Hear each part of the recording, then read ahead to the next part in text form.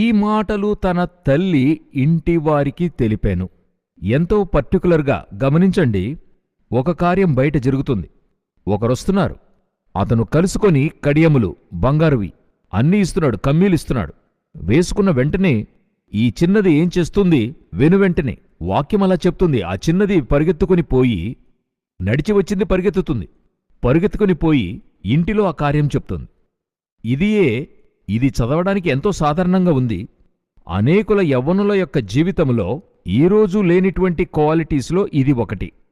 ఎటువంటి క్వాలిటీ అని అడిగినట్లయితే, వెలుపట ఏది జరిగినా తమ ఇంటిలో ఉన్నవారికి చెప్పడం లేదు.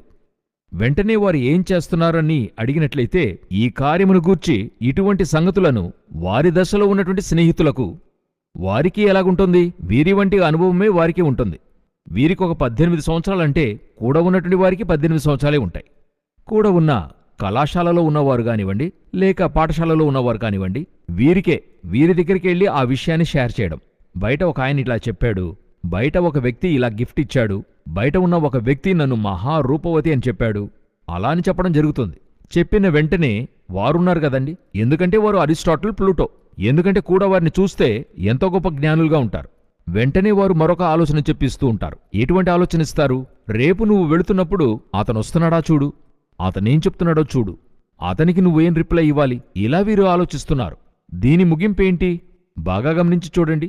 ఇది ఒక థ్రిల్. ఈ జీవితంలో ఇటువంటి కాలఘట్టములో అదే చెప్తారు. ఈ టీనేజ్ అనేది ఒక డేంజరస్ పీరియడ్ అంటారు.